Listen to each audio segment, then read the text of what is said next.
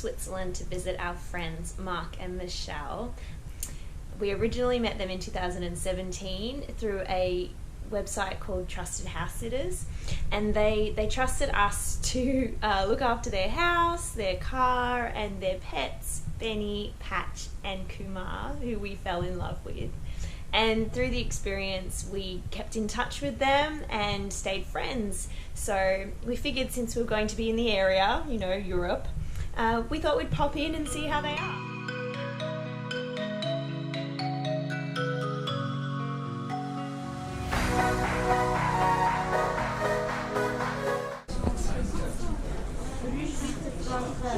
What is it, Mark?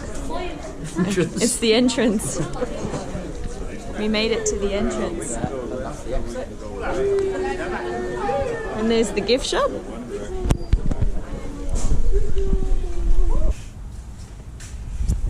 You tried to push me out. Which one of you was it? It was this one.